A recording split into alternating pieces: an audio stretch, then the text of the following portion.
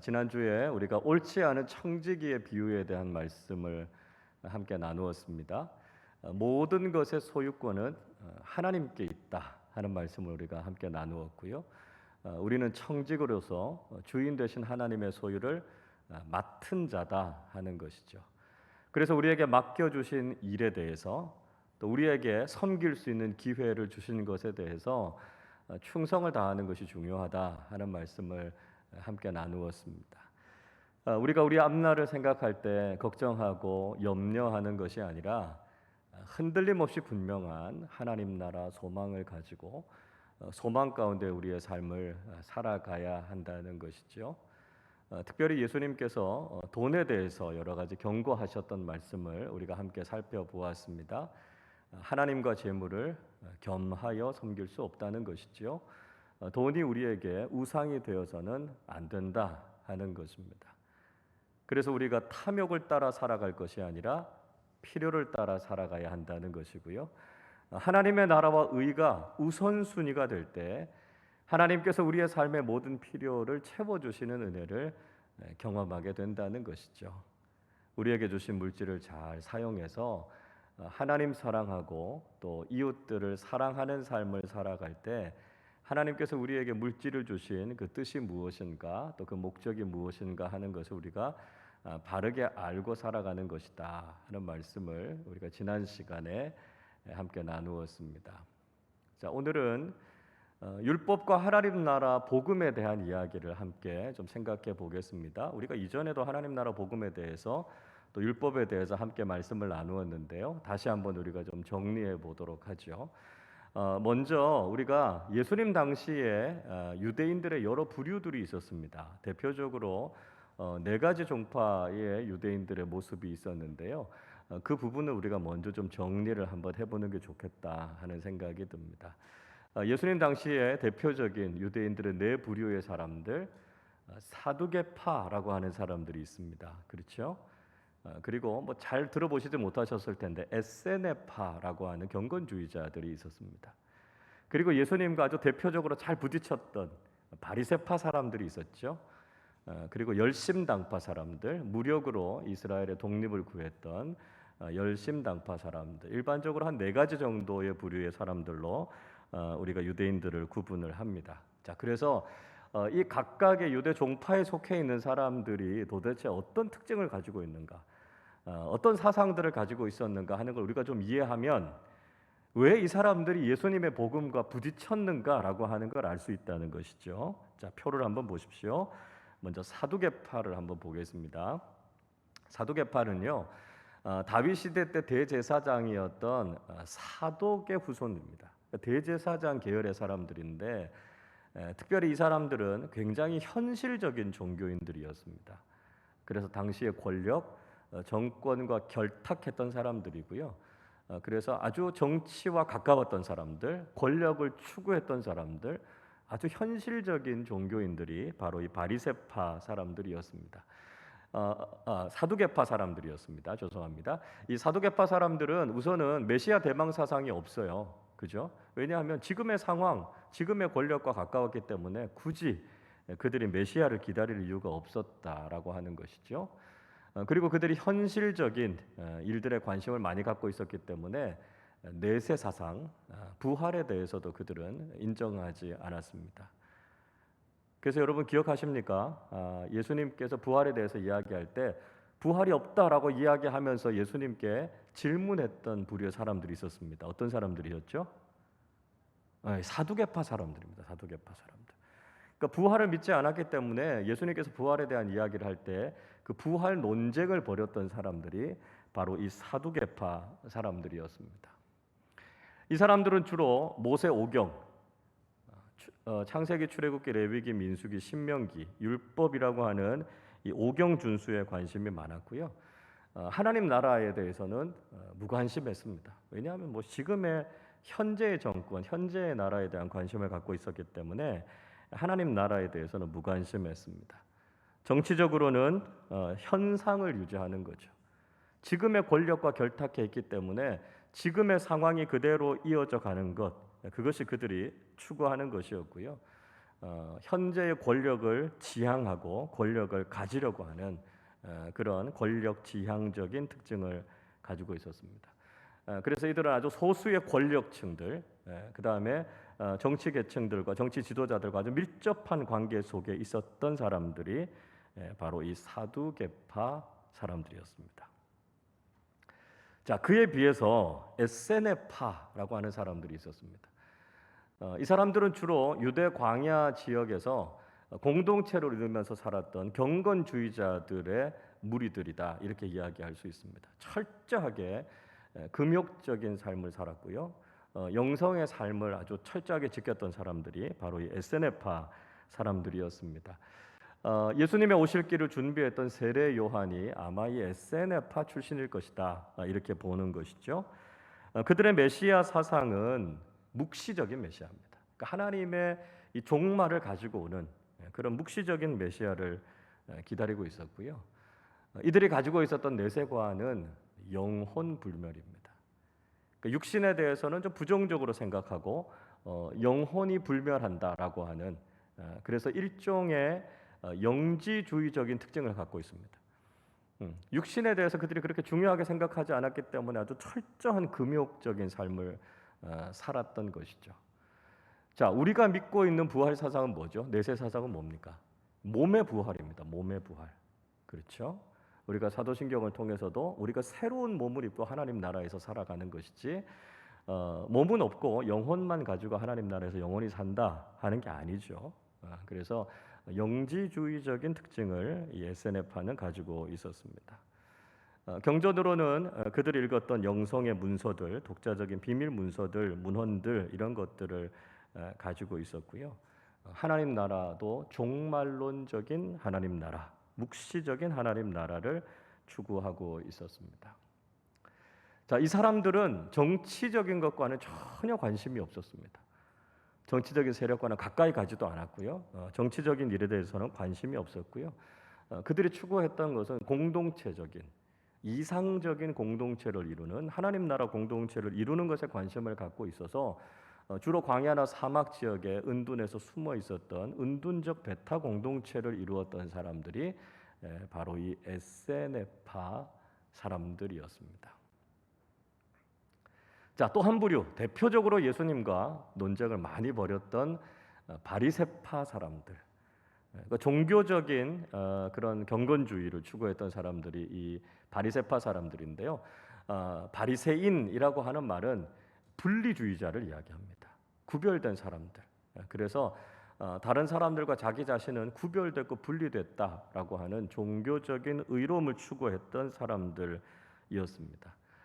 그래서 그들의 메시아 사상은 승리의 메시아, 종교적인 완전함을 통해서 그들에게 주시는 승리의 메시아를 기다리고 있었고요. 내세관으로서는 의인의 부활을 기대하고 있었습니다. 바리새인들이 이야기하는 의인이라고 하는 건 종교적인 의로움입니다. 그러니까 율법을 철저하게 잘 지켜서 율법을 통해서 의롭다고 한 사람이 하나님의 나라에서 부활하게 된다라고 하는 의인의 부활 사상을 가지고 있었죠.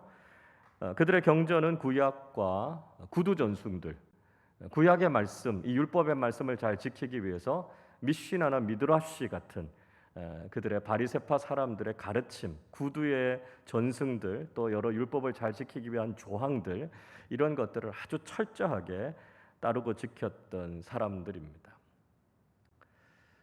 이 사람들이 가지고 있었던 하나님 나라에 대한 비전은 뭐냐면 율법을 지킴을 통해서 하나님 나라를 이루는 겁니다. 다 이제 일맥상통하죠. 그래서 율법을 철저하게 잘 지켜서 오는 종교적인 하나님 나라를 구하고 있었고요. 사두개인들과는 달리 종교와 정치를 철저하게 분리했습니다. 바리새인 분리주의자니까요.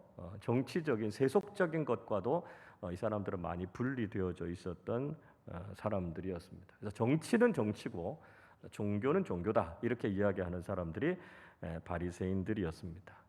그래서 이 종교적인 권위, 또 종교적인 형식, 이런 것들을 강조하는 그런 사람들이었습니다. 뭐 그렇지만 나중에 우리가 보겠습니다만 세상적인 명예, 또 세상적인 부, 이런 것들은 여전히 추구하고 있었던 사람들이 바리새인들이었다 하는 것을 알 수 있습니다. 그래서 위선적인 사람들이다. 예수님께 그렇게 책망을 받았던 사람들이죠.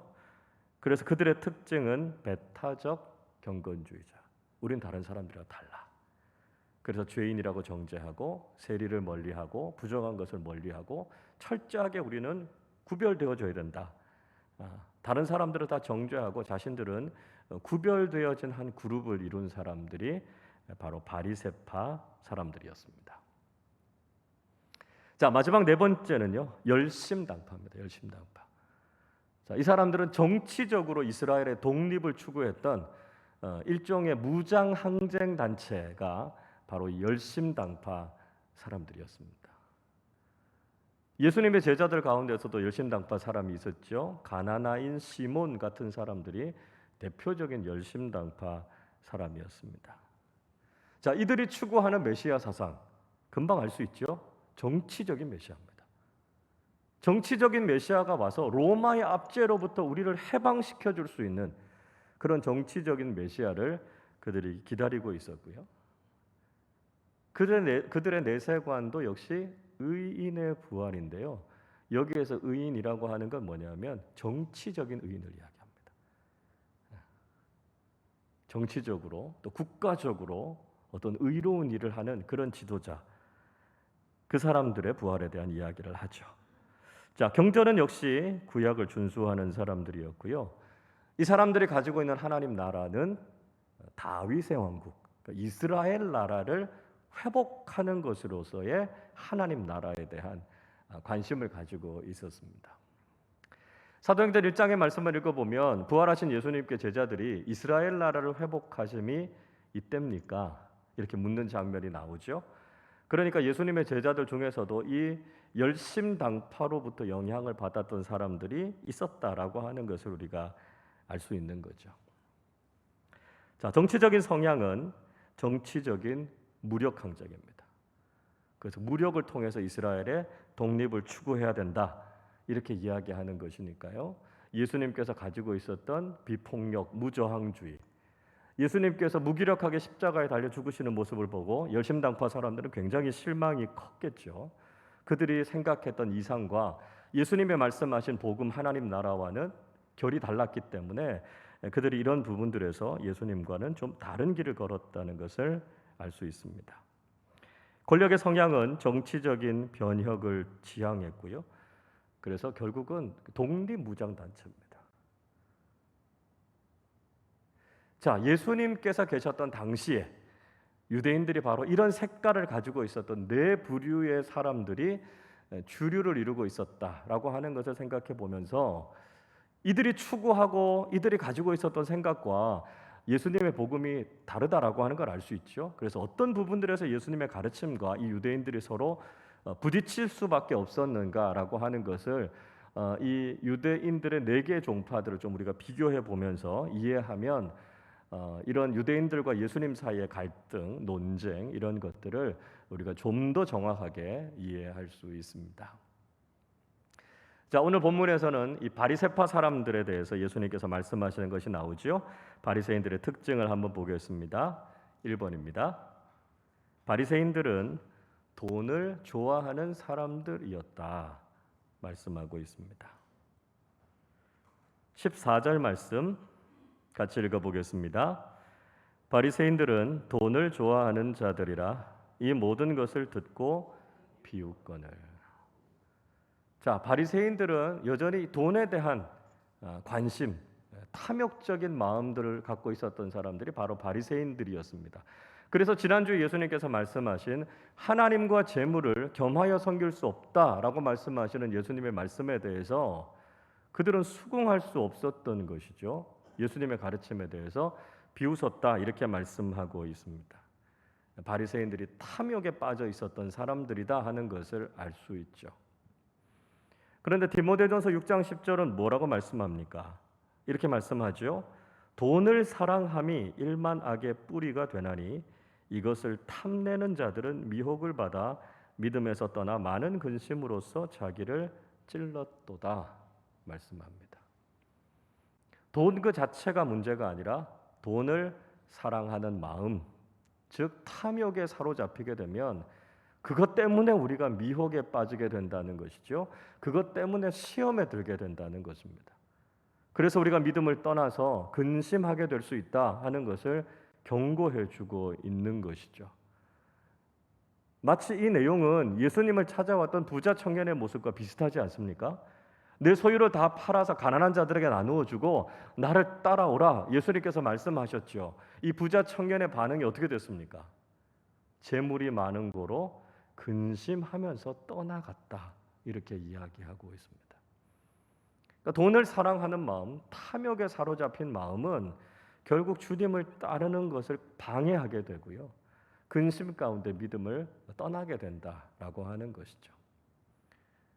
돈은 결코 사랑의 대상이 아니다라고 하는 것을 우리가 다시 한번 분명히 알아야 된다는 것이죠. 돈이 우리 인생의 목적이 될 수 없다는 것입니다. 돈이라고 하는 것은 하나님께서 우리의 믿음을 시험해 보시는 통로가 되고 도구가 된다는 것이죠. 그래서 이 믿음의 테스트를 잘 통과할 때 우리는 주님께서 기뻐하시는 믿음의 사람들이 될 수 있다는 것입니다. 우리에게 맡겨주신 물질을 가지고 하나님 나라를 위해 사용하고 하나님과 사람들을 사랑하기 위해서 사용하는 바른 그리스도인들이 될 때 우리는 주님을 따르는 제자들이 될 수 있다는 것이죠. 2번입니다. 바리새인들은 스스로 옳다고 주장하는 사람들이었다 하는 것이죠. 바리새인들의 또 다른 특징은 스스로 자신들을 옳다 이렇게 주장하는 사람들이었다는 것입니다. 15절 말씀 같이 읽어보겠습니다. 예수께서 이르시되 너희는 사람 앞에서 스스로 옳다 하는 자들이냐 너희 마음을 하나님께서 아시나니 사람 중에 높임을 받는 그것은 하나님 앞에 미움을 받는 것이니라. 바리새인들의 또 다른 심각한 문제는 뭐냐 하면 그들이 스스로를 의롭다고 생각하고 있었다라고 하는 것이죠. 그러니까 나는 옳다, 나는 의롭다라고 하는 생각을 그들이 가지고 있었다라고 하는 것입니다. 이런 바리새인들의 생각은 두 가지의 관점에서 굉장히 심각한 문제를 일으키게 됩니다.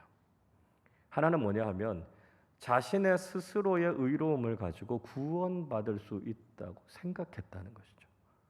나는 의인이니까 내가 율법을 잘 지키니까 그것을 가지고 구원을 받을 수 있다. 이렇게 생각했다라고 하는 것이죠.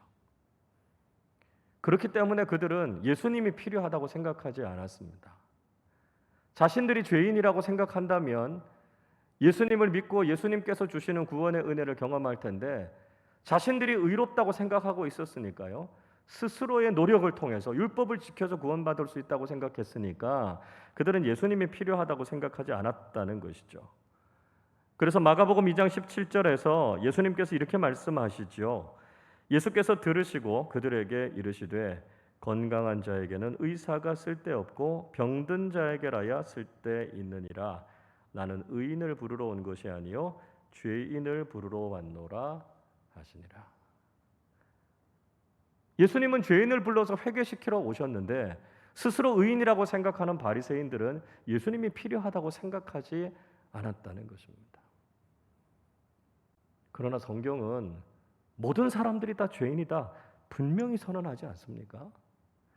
우리 스스로의 의로움으로 구원받을 사람은 아무도 없다는 것이죠. 오직 예수 그리스도의 십자가의 복음을 통해서만 우리가 의롭다고 인정을 받을 수 있고 구원받을 수 있다라고 하는 것이죠. 자, 또 다른 한 가지 바리새인들의 문제는 자신들을 의롭다고 생각하기 때문에 다른 사람들을 정죄하고 비난했다는 것입니다. 바리새인들이 주로 했던 일이 무엇입니까? 사람들을 정죄하는 것이죠. 율법에 이걸 어겼고 이게 잘못됐고 그래서 당신들은 죄인이다. 정죄하고 비난하는 것들이 바리새인들의 특징이었다라고 하는 것이죠. 그러나 성경이 이야기하고 있는 것처럼 하나님 앞에서는 다 똑같이 죄인 아닙니까?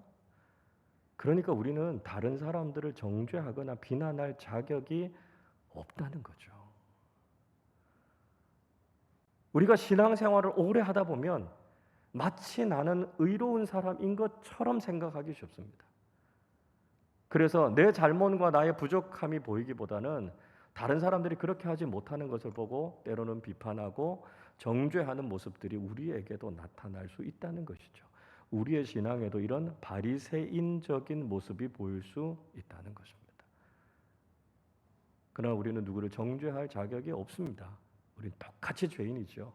그러니까 하나님께서 나를 긍휼히 여겨주신 것처럼 그 사람을 긍휼히 여겨주시도록 기도하는 겁니다.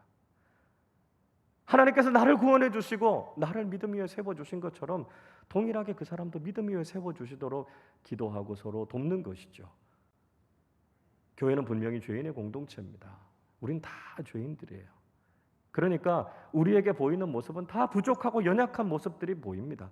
그걸 가지고 우리가 서로 정죄할 것이 아니라 나 같은 죄인을 구원해 주신 하나님의 은혜에 감사하고 죄사함의 기쁨과 감격이 우리 공동체 안에 가득해야 된다는 것이죠. 그리고 우리가 감당할 수 없는 은혜를 받았으니까 이제 우리가 어떻게 살아야 될 것인가, 그 은혜에 합당한 믿음의 사람, 믿음의 공동체로 살아갈 수 있도록 서로 격려하고 보듬어주고 기도하면서 그런 믿음의 길을 걸어가는 사람들과 공동체가 되어야 한다는 것이죠. 3번입니다. 바리새인들은 사람들에게 높임을 받기를 좋아했다는 것입니다.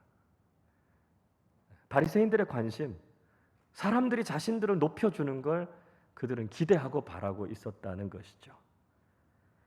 15절 뒷부분 말씀 보시면 이렇게 이야기하지요.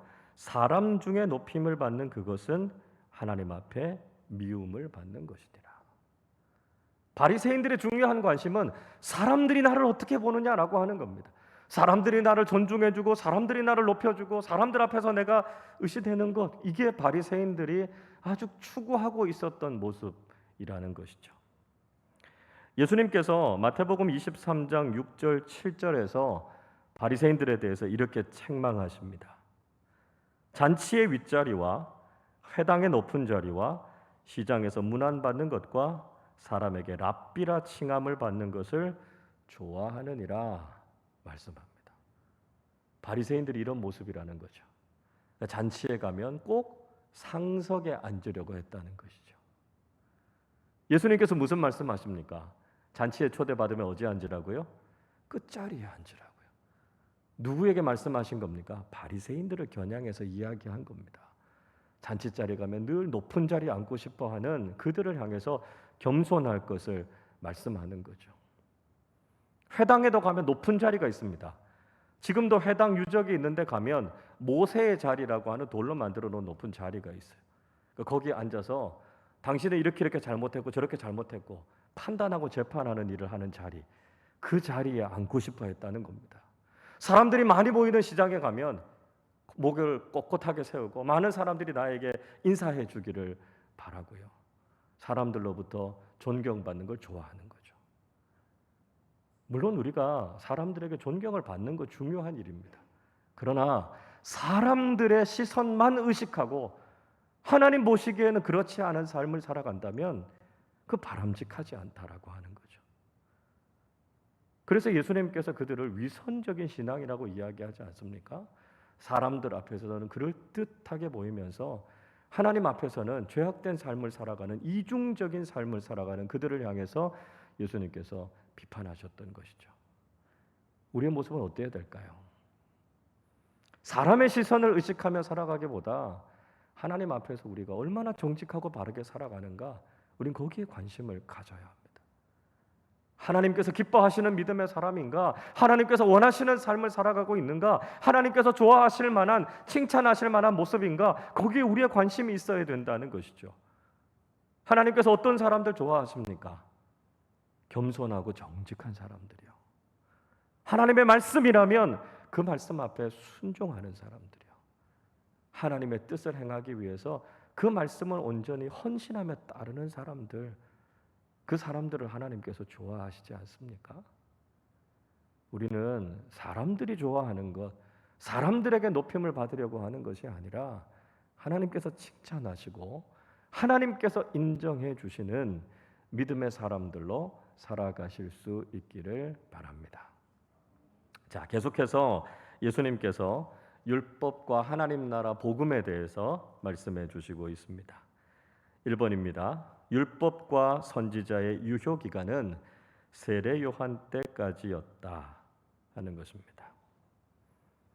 16절 말씀 같이 읽어 보겠습니다. 율법과 선지자는 요한의 때까지요.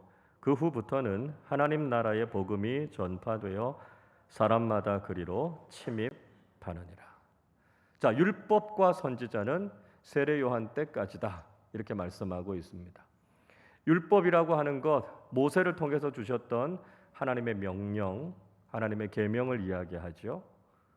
또 선지자라고 하는 것, 예언자들을 통해서 하나님께서 주셨던 이 예언의 말씀을 상징하고 있습니다. 그러니까 율법과 선지자라고 하는 말은 관용적으로 쓰여진 이야기죠. 구약 성경 전체를 가리키는 말입니다. 그런데 그 구약의 유효 기간이 언제까지라고요? 예수님 오시기 전까지, 세례 요한 때까지다. 이렇게 말씀하고 있습니다. 예수님께서 오시기 전까지는 이 구약의 말씀 굉장히 중요한 말씀이죠. 그 말씀을 통해서 우리가 하나님의 뜻을 알게 되는 거 아닙니까? 또 그 말씀 앞에서 우리 자신을 비추어 볼 때 우리가 죄인이구나라고 하는 것을 알게 되는 것이죠.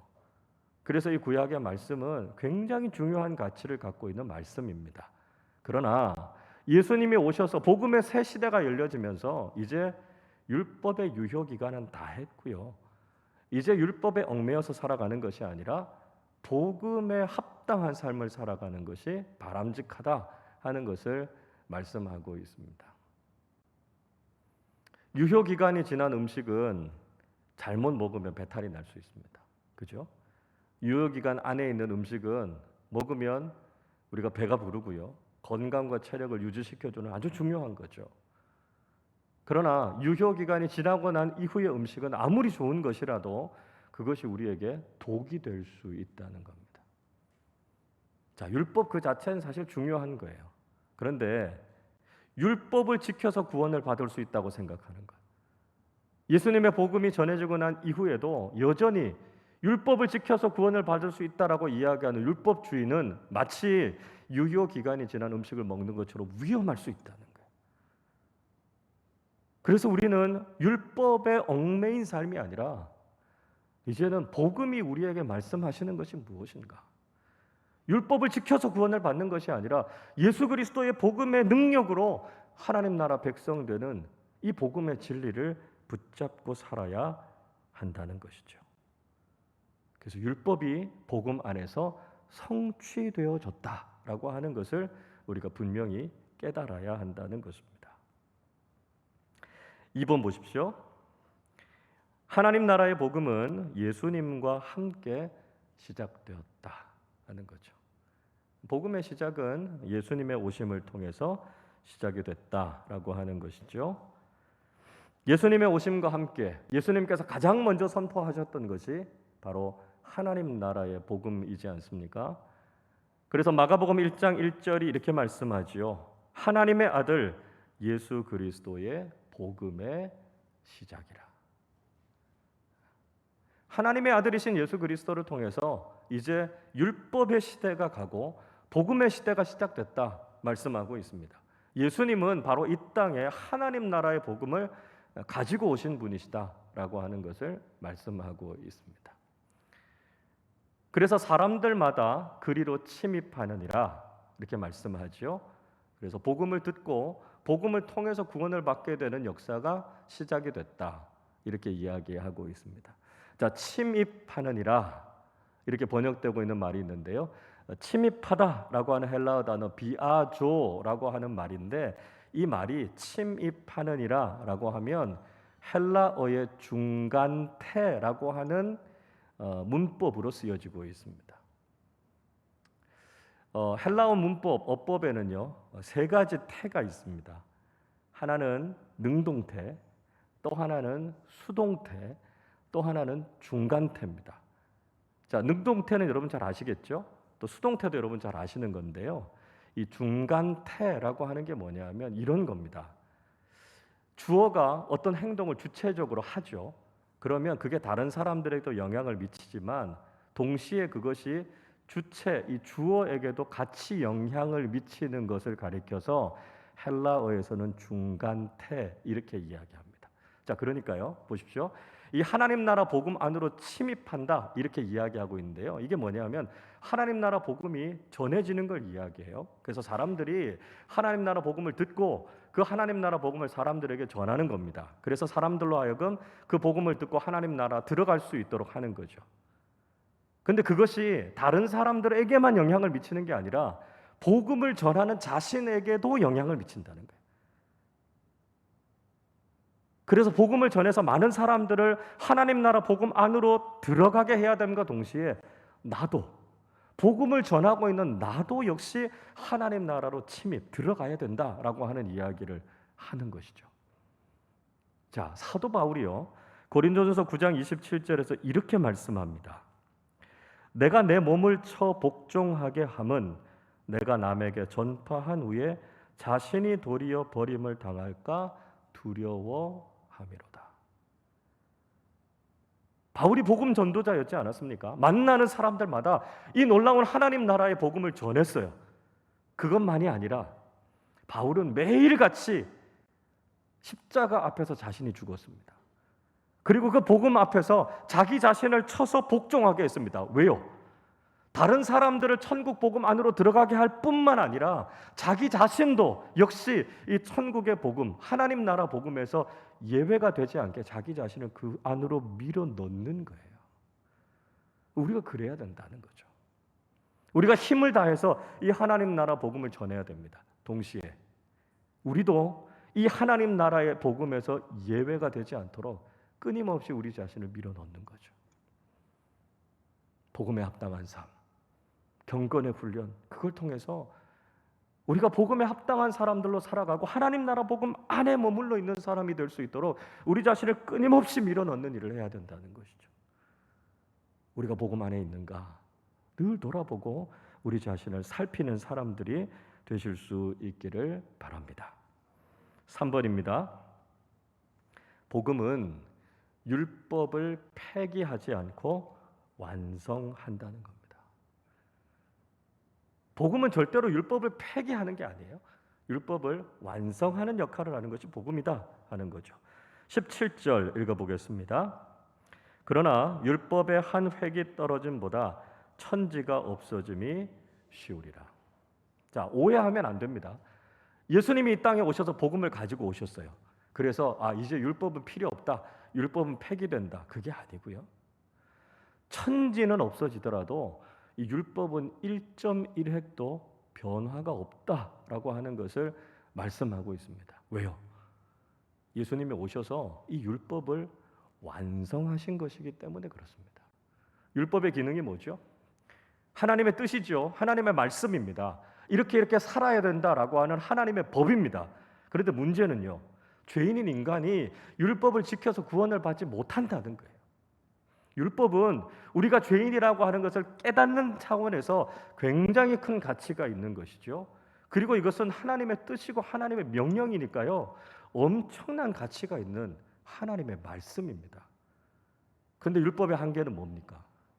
우리가 율법을 다 지켜서 구원을 받을 수 없다는 한계가 여전히 존재한다는 것이죠. 복음은요, 율법으로 구원받을 수 없는 우리를 하나님 나라 백성으로 만들어주는 이 율법의 한계를 뛰어넘어서 결국 율법을 완성하는 것이 복음이다 하는 것을 말씀하고 있습니다. 자, 마태복음 5장 18절에서도 이렇게 말씀하죠. 진실로 너희에게 이르노니 천지가 없어지기 전에는 율법의 1.1획도 결코 없어지지 아니하고 다 이루리라 말씀하고 있습니다. 그러니까 율법은 없어지는 게 아니라는 거예요. 율법은 완성되는 것이다 라고 하는 것이죠. 마태복음 5장 17절에서도 이렇게 말씀합니다. 내가 율법이나 선지자를 폐하러 온 줄로 생각하지 말라. 폐하러 온 것이 아니요 완전하게 하려 함이라. 율법은 여전히 가치가 있어요. 율법은 여전히 하나님의 명령이고 하나님의 말씀입니다. 그러나 율법이 이루지 못했던 구원을 예수 그리스도의 십자가의 복음이 이룸을 통해서 복음 안에서 율법이 완성된 것입니다. 그게 예수님께서 율법과 복음과의 관계를 통해서 우리에게 말씀하고자 하시는 것이죠. 자, 그래서 4번입니다. 우리는 율법이 아니라 복음에 합당한 삶을 살아야 한다는 것이죠. 우리는 이제 어떻게 살아야 됩니까? 율법 지켜서 구원받지 못한다는 거 우리가 이미 깨달았죠. 하나님의 뜻대로 우리는 살 수 없다는 걸 이미 알게 됐습니다. 그래서 우리의 삶은 율법에 얽매이는 삶이 아니라 복음에 합당한 삶, 복음 안에 있는 삶이 되어야 한다는 것이죠. 자, 그 예 중에 한 가지로 18절 말씀을 이야기하는데요. 18절 말씀 같이 읽어보겠습니다.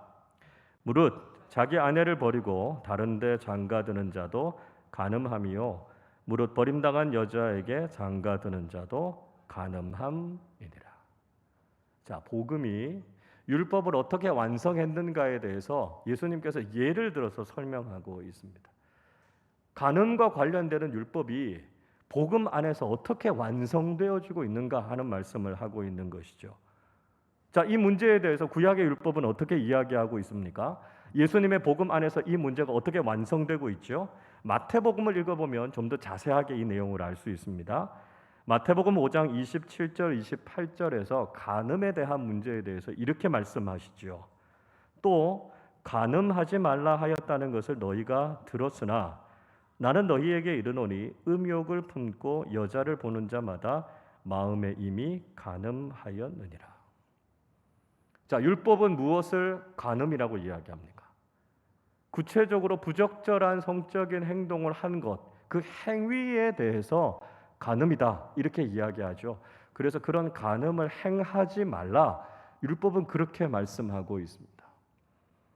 근데 예수님의 복음은 뭐라고 이야기하죠? 마음의 음욕을 품고 그 대상을 바라보는 것도 이미 간음이다 이렇게 이야기하고 있습니다. 그러니까 단지 행위만이 아니라 우리 마음에 어떤 동기가 있는가, 어떤 의도가 있는가라고 하는 것을 더 살펴야 된다라고 하는 것이죠. 그러니까 어떻게 보면 율법보다 복음이 한 단계 더 나아가 있다라고 하는 것, 보다 더 적극적인 윤리에 대해서 이야기하고 있다는 것을 알 수 있습니다. 자, 이혼에 대한 문제도 그렇죠. 마태복음 5장 31절 32절에서 이혼과 관련되는 율법과 복음에 대해서 예수님께서 이렇게 말씀하십니다. 또 일러스되 누구든지 아내를 버리려거든 이혼 증서를 줄 것이라 하였으나 이게 율법이죠. 율법에서는 이혼을 허용하고 있습니다. 이혼 증서를 써서 이혼할 수 있다 이렇게 이야기하고 있는 거죠. 근데 문제는 무엇이죠? 사람들 안에 있는 악함이 배우자가 싫으면 이혼 증서를 남발해서 이혼하는 일들이 비일비재하게 일어났다는 것입니다. 이게 그저 율법적인 차원에서 살아가는 삶의 모습이었다는 것이죠. 그래서 예수님께서 5장 32절에서 이렇게 말씀하십니다. 나는 너희에게 이르노니 누구든지 음행한 이유 없이 아내를 버리면 이는 그로 간음하게 하며 또 누구든지 버림받은 여자에게 장가드는 자도 간음함이니라. 자, 복음 안에서 이 이혼과 간음의 문제에 대해서 예수님 무슨 말씀하십니까? 그저 율법의 기준으로 살아가는 것이 아니라 적극적으로 부부 관계를 지키라는 것입니다. 배우자를 사랑하는 삶을 살 것에 대해서 말씀하고 있죠. 그저 소극적으로 율법을 어기지 않는 것, 그 정도가 아니라 하나님의 뜻이 무엇인가라고 하는 것을 알고 주님의 사랑을 깨닫고 그 일들을 적극적으로 삶 속에서 실천하는 삶을 살아야만 복음에 합당한 삶을 살게 된다는 것이죠. 복수에 대해서도 마찬가지 아닙니까? 구약 성경에서는 동해보복법, 내가 당한 것만큼 원수를 갚고 보복하는 것에 대해서 율법은 허용하고 있습니다. 그러나 예수님 뭐라고 말씀하시죠? 원수까지도 사랑하라 말씀하십니다.